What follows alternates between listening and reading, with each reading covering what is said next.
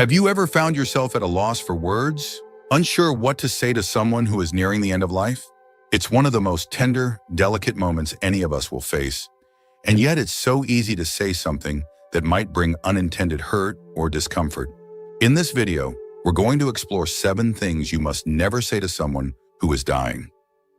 Insights, drawn from the real experiences of hospice nurses who have seen these moments up close.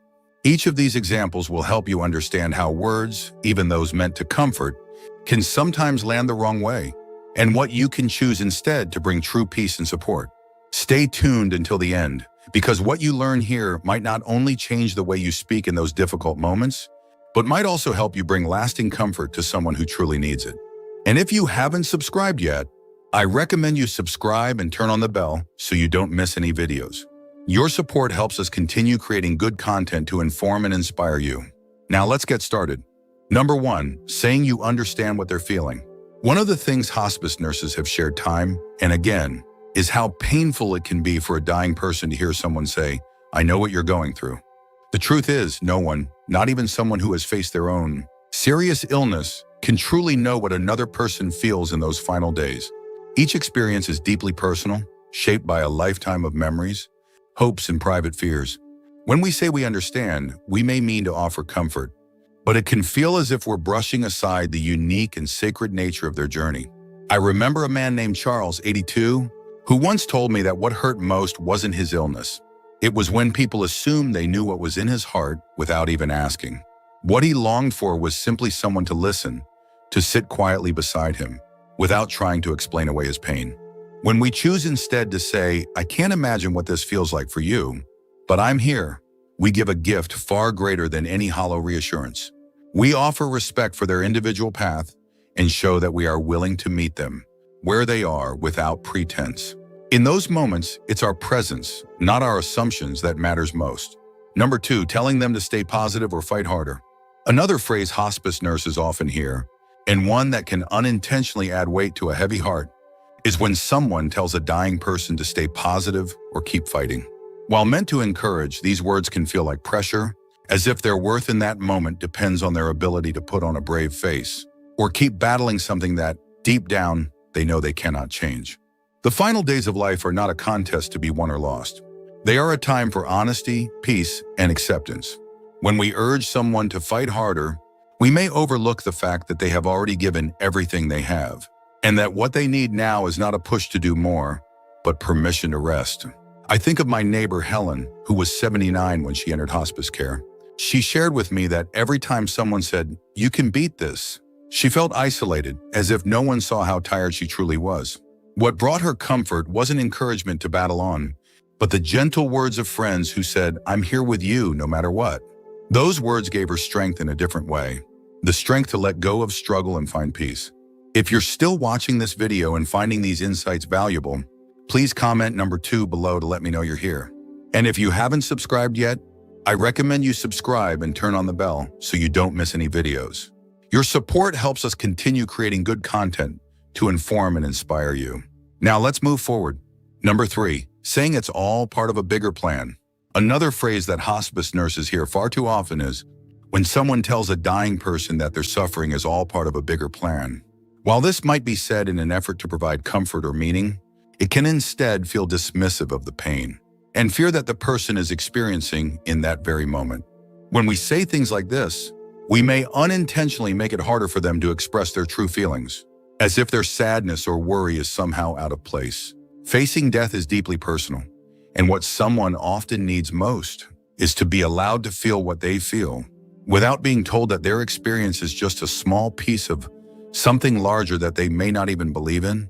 I once knew a woman named Ruth, 84, who shared that when friends tried to soothe her by saying her illness was part of a plan, it left her feeling unheard. What she longed for was not answers, but simple companionship. A hand to hold, someone to sit quietly with her, someone to say, "I'm here." When we offer our presence rather than explanations, we provide a comfort that no words about grand plans ever could. Number 4, telling them not to cry or show emotion. One of the most unhelpful things we can say to someone who is dying is to tell them not to cry or to try to stop them from showing their true emotions. Hospice nurses have shared how important it is for people at the end of life to feel safe expressing what's in their hearts, whether that's sadness, fear, or even moments of joy. When we urge someone to hold back their tears or silence their grief, we send a message, even if we don't mean to, that their feelings are a burden or something to be hidden. But those feelings are real, and they deserve to be honored.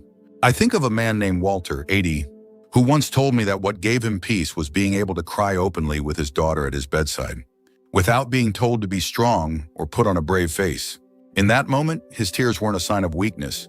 They were a release, a way of saying what words could not. When we let people feel what they need to feel, we offer them the greatest gift, the freedom to be themselves fully and without shame. If you're still watching this video and finding these insights valuable, please comment number 4 below to let me know you're here. And if you haven't subscribed yet, I recommend you subscribe and turn on the bell so you don't miss any videos. Your support helps us continue creating good content to inform and inspire you. Now let's move forward. Number 5, telling them you know they're going to get better. Another phrase hospice nurses often caution against is telling a dying person that you know they're going to get better. Even when these words come from a place of deep love and hope, they can create confusion or even a quiet sorrow. A person who is nearing the end of life often knows it. They may have made peace with it, or they may still be struggling, but they are aware. When we insist that they'll recover, we risk making them feel unseen, as if their truth doesn't matter, or as if we can't bear to face it with them. This can leave them feeling more alone at a time when what they need most is honesty wrapped in kindness. I think of a woman named Eileen, 83, who once shared with me that she felt deeply comforted not by promises of recovery, but by friends who were willing to sit quietly with her and say, "I'm here and I care." When we choose to offer presence over promises, we help build a bridge of trust and give someone the dignity of being met exactly where they are. That kind of honesty, paired with gentle support, is what truly brings peace in those final days. Number 6, saying everything happens for a reason. Hospice nurses have often witnessed the pain that can follow. When someone tells a dying person that everything happens for a reason, while those words might be meant to offer comfort or to help make sense of something so difficult, they can instead feel hollow and leave a person feeling even more isolated. In those final days, many are searching for meaning in their own way, and having someone else try to define that meaning for them can feel like their own feelings or beliefs are being overlooked. It's a time for deep listening, not for offering answers that may not fit the person's heart or faith. I recall a man named Henry, 85, who once said that the most meaningful moments came when friends sat with him and simply allowed him to speak freely without trying to explain away his pain or give it a reason. He found peace not through answers, but through companionship, through knowing that he could share what was on his mind without being judged or redirected. When we choose to offer our quiet presence instead of explanations, we show that we honor their unique journey and that we are willing to walk alongside them without trying to map the path. If you're still watching this video and finding these insights valuable, please comment number 6 below to let me know you're here. And if you haven't subscribed yet, I recommend you subscribe and turn on the bell so you don't miss any videos. Your support helps us continue creating good content to inform and inspire you. Now let's move forward. Number 7, telling them how they should feel or act. One of the most damaging things hospice nurses caution against is telling someone who is dying how they should feel or behave. Whether it's urging them to be brave, asking them to stay cheerful, or suggesting they shouldn't feel afraid, these kinds of comments can take away a person's dignity in a deeply vulnerable moment. Each person's experience of dying is unique, shaped by their own memories, fears, beliefs, and hopes.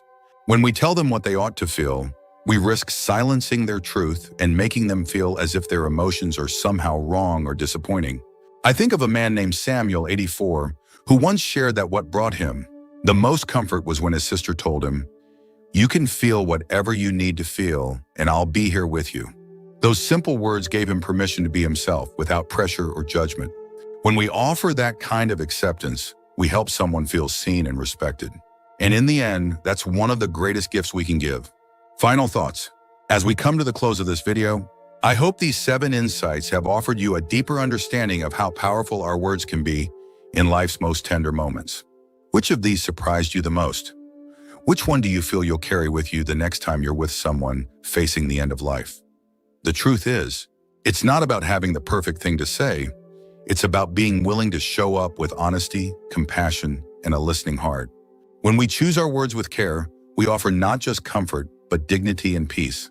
And that can mean more than anything else in those final days. Thank you for joining us today. We'd love to hear from you. Leave a comment below and share one thing you learned today and how you plan to use it in your life. Your thoughts are important to us, so don't hesitate to share them. Reading your comments gives us great motivation and encouragement. If you enjoyed this video and found it helpful, please like, subscribe, and share. Your support helps us continue creating good content to inform and inspire you.